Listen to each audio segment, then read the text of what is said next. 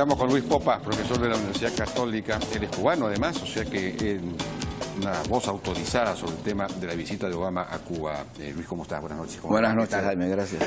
Muy rápidamente, nos queda poco tiempo, pero hay un sector que critica mucho el viaje de Obama a Cuba porque dice que de alguna manera su visita, la primera visita de un presidente norteamericano en 80 años, no sé cuánto tiempo, a los hermanos Castro a Raúl Castro, es una especie de premio para Raúl Castro o para el régimen, cuando este régimen en realidad no ha flexibilizado nada en lo político, es decir,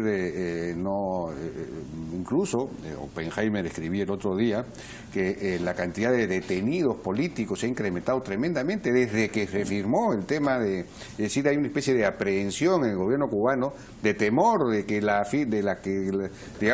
amistad con Estados Unidos pueda levantar o provocar alguna clase de aumentar la disidencia, digámoslo así. Entonces se ha puesto, la represión se ha agudizado.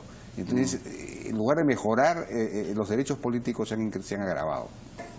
Bueno, sí, efectivamente yo creo que hay una parte del exilio cubano, incluso dentro de la isla, de grupos de disidentes que ven que ha sido una debilidad del presidente Obama.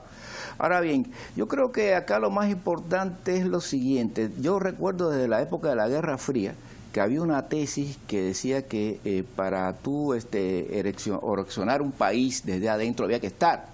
Y yo creo que el primer error que cometieron Estados Unidos fue irse, romper relaciones. Con Cuba se fueron y quedaron ciegos.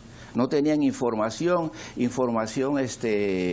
distorsionada. Bahía de Cochino fue producto de una información distorsionada que le dieron, la crisis de los misiles igual. Toda una serie de incidentes que se dieron. Y entonces, bueno, el mismo Kennedy, antes de morir, quiso restablecer relaciones con Cuba.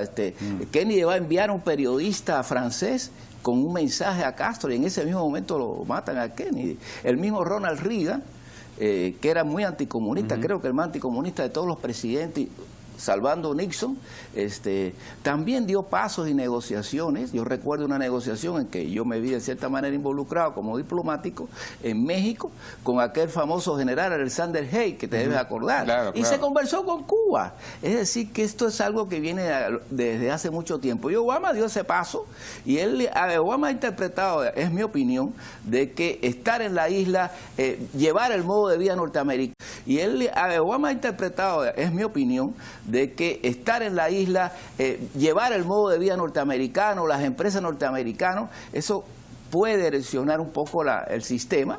Y además, en estos momentos Cuba, quiéralo o no, el mismo Raúl Castro lo ha dicho, ahí va a haber un recambio generacional totalmente.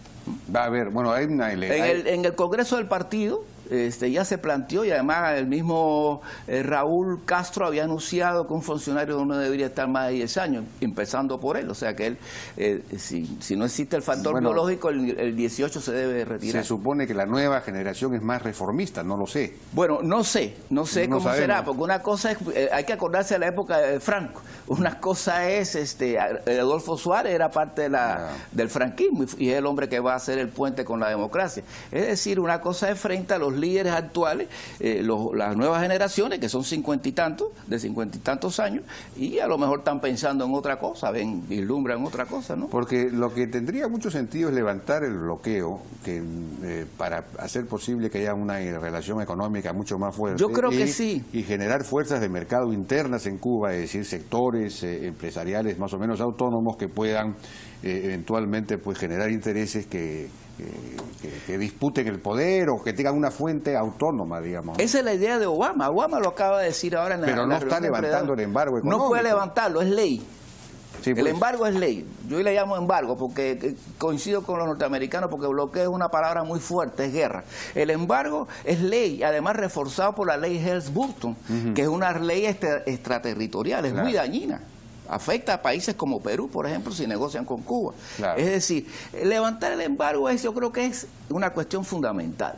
Es fundamental y además está desfasado en todas las asambleas de Naciones Unidas, es condenado, salvo Israel y Estados Unidos eran los únicos. Y ahora se quedó Israel solo. Pero no se ha hecho, pues hasta ahora, mientras los republicanos tengan mayoría, no se va a hacer. Bueno, hay voces entre los republicanos que sí quieren levantar el embargo. Ha ido una delegación de empresarios o de empresas norteamericanas para reunirse con empresarios cubanos. ¿Qué empresarios cubanos hay? ¿Serán empresas públicas cubanas? Porque, No, sí hay empresarios. Pequeños, los dueños de paladares. Es la nueva lectura que hay de la nueva concepción económica, de actualizar el modelo, como se dice en Cuba, donde han liberado más de 500,000 de personas que ya no dependen del gobierno. Antes la mayoría de los cubanos eran empleados por el gobierno, y hay 500,000.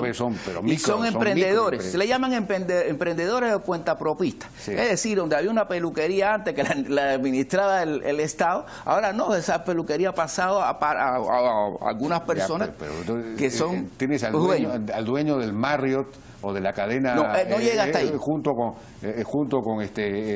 dueños de peluquería.